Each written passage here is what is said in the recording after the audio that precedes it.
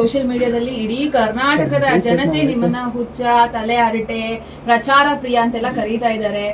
ಏನೋ ಒಂದು ಸೈಲೆಂಟ್ ಆದಾಗ ನಾನು ಇದೀನಿ ಅನ್ನೋದನ್ನ ಈ ಮೂಲಕ ತೋರ್ಸೋದಕ್ಕೆ ಹೊರಡ್ತಾರೆ ಚೇತನ್ ಅವರು ಅಂತ ಹೇಳ್ತಾ ಇದ್ದಾರೆ.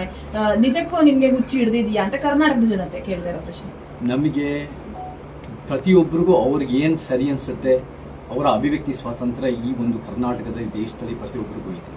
ಪ್ರಜಾಪ್ರಭುತ್ವ ಎತ್ತಿ ಹಿಡಿಯದೆ ಒಂದು ಜಾಗೃತಿ ಇರೋ ಒಂದು ಜನತೆ, ಒಂದು ಧ್ವನಿ ಹೇಳೋ ಒಂದು ಜನತೆ, ಅನ್ಯಾಯದ ವಿರುದ್ಧ ನಿಂತ್ಕೊಳ್ಳೋದು, ಗಟ್ಟಿಯಾಗಿ ಒಂದು ಸಮಾಜಕ್ಕೆ ನಿಂತ್ಕೊಳ್ಳೋದೇ ಜನತೆ ಬೇಕು.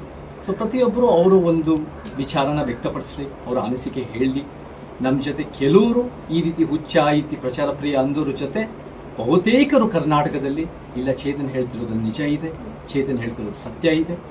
ಅದನ್ನ ಆ ಧ್ವನಿನ ಕೆಲವು ವ್ಯಕ್ತಿ, ಬೆರಳಿಕೆಯಷ್ಟು ವ್ಯಕ್ತಿಗಳು, ಯಾರು ನಿನ್ನೆ ಬಂದು ಗುಂಡಗಿರಿ ಕೈ ಎತ್ಕೊಂಡು ಒಡೆಯಕ್ಕೆ ಬಂದಿದ್ದಾರೆ, ಒಂದು ಗೂಂಡಾವರ್ತನೆ ಮಾಡಿದ್ರು ಅಂತ ವ್ಯಕ್ತಿಗಳು ಈ ಒಂದು ನಿಜವಾಗ್ಲೂ ಈ ಏನು ಜನರ ಧ್ವನಿನ ಕ್ರಶ್ ಮಾಡಕ್ ಟ್ರೈ ಮಾಡ್ತಾ ಇದ್ದಾರೆ, ಬಾಯಿ ಮುಡ್ಸಕ್ ಟ್ರೈ ಮಾಡ್ತಾ ಇದ್ದಾರೆ. ರಾಜ್ಕುಮಾರ್ ನಡೆ ನುಡಿನ ಅವರು ಎತ್ತಿಡಿತಾ ಇಲ್ಲ. ನಮ್ಮಂತ ಮತ್ತೆ ಅನೇಕ ಇವತ್ತು ಸೇರಿರೋ ಹೋರಾಟಗಾರರೇ ನಿಜವಾಗ್ಲೂ ರಾಜ್ಕುಮಾರ್ ಅಭಿಮಾನಿಗಳು. ನಾವು ಅವ್ರು ನುಡಿದಂತೆ ನಡೆದಿರೋದನ್ನ ನಾವು ಮುಂದುವರಿಸ್ತಾ ಇದೀವಿ.